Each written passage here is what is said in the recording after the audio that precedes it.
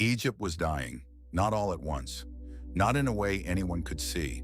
The Nile still flowed, the temples still stood, the markets were open, the people carried on as they always had.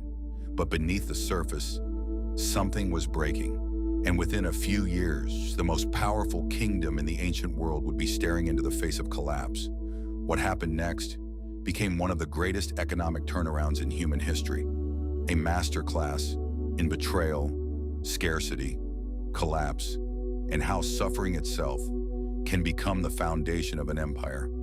This is the story of the greatest economic turnaround in ancient history, a masterclass in betrayal, scarcity, collapse, and how suffering itself can become the foundation of an empire. But it begins not with a king, not with power, but with a target. His brother wanted him dead, not because he stole, not because he harmed anyone, but because he was loved more. His father, Jacob, gave him a coat, a long robe, beautiful, colorful, different. And in that moment, Joseph stopped being just a son and became a symbol, a reminder that he was chosen, and that changed everything. Then Joseph made one mistake. He spoke about his dreams. "I saw us in a field," he said, "and your bundles of wheat bowing to mine. Then again, I saw the sun, the moon, and 11 stars all bowing to me." That was the moment. The dynamic shifted. Even Jacob felt it. Something about it was unsettling, too heavy, too early, too certain. But deep inside, he remembered a law of life. When greatness speaks, it rarely makes sense. At the beginning, it looks like a burden before it becomes destiny. Then came the day the illusion shattered. Jacob sent Joseph to find his brothers. He walked alone, wearing the same coat, and that had already marked him. From a distance, they saw him coming, and hatred rose. "Here comes the dreamer," they said. "Let's kill him." Reuben stopped them. "Don't shed blood. Throw him into a pit instead." And they did. Joseph fell into darkness, into silence, into nothing. He called out. He begged. He screamed. But no one answered. And then something cold happened. They sat down and ate while he was still inside the pit, still alive, still forgotten. Then Judah spoke. "Let's sell him instead." And just like that, Joseph was lifted out, not to be saved, but to be sold. 20 pieces of silver, his value decided in silence.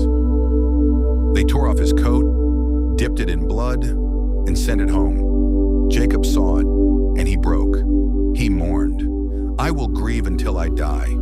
And for 22 years, he believed Joseph was gone. But Joseph was not gone. He was being carried into Egypt, a new world, a harsh world, a cold world. Chains on his wrists, dust on his face, and dreams still burning inside him, even as hope slowly faded.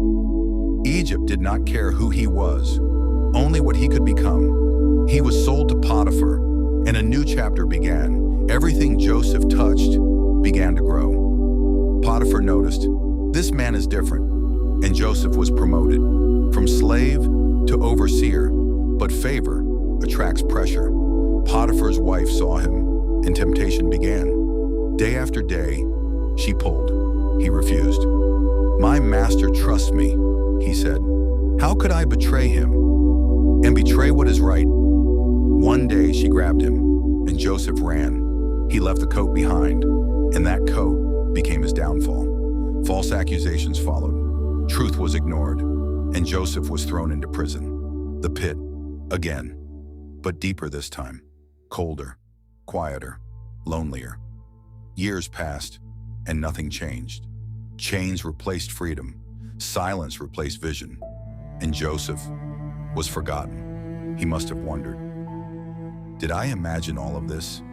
But even in silence, something unseen was still moving. In prison, he met two men, a cupbearer, a baker, both troubled, both dreaming. Joseph listened and spoke, and everything he said came true. Before the cupbearer was released, Joseph begged, "Remember me," but he was forgotten. 2 more years passed, still silence, still waiting, still nothing. Then one night, Pharaoh dreamed. 7 fat cows, 7 thin cows, and the thin ones swallowed the fat. No one could explain it until someone finally remembered.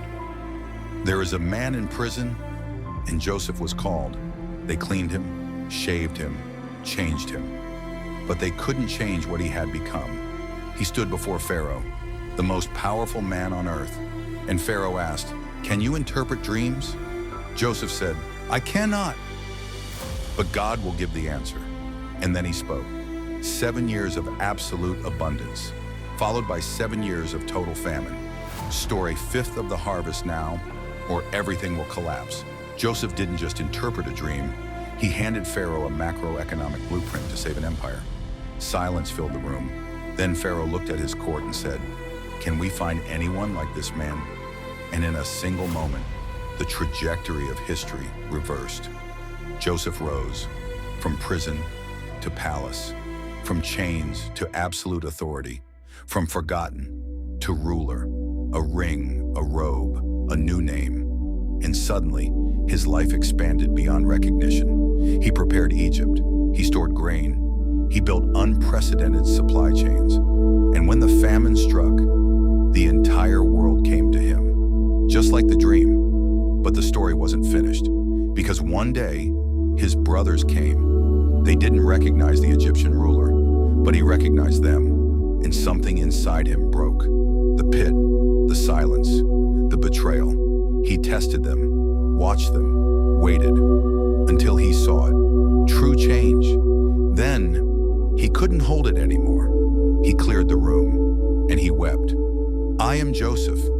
Silence, shock, fear.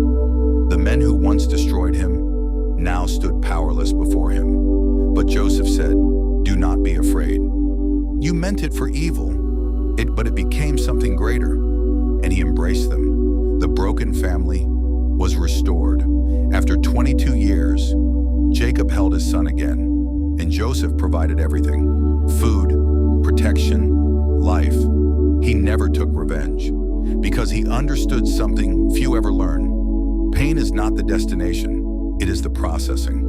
Before Joseph died, he said, "The promise will be fulfilled." And he asked for one thing: to be carried back to the promised land, because he knew this world is not where we end, only the promises. And maybe this is your story too. Maybe you are in a pit, maybe in a prison, maybe forgotten, misunderstood, rejected. But listen, your story is still being written. And one day, you will look back at the hardship and say, "You meant it for evil, but it was rewritten for my good." If this story spoke to you, comment, endure, and subscribe to Ancient Equity, because your journey is far from over and the real work is happening behind the scenes.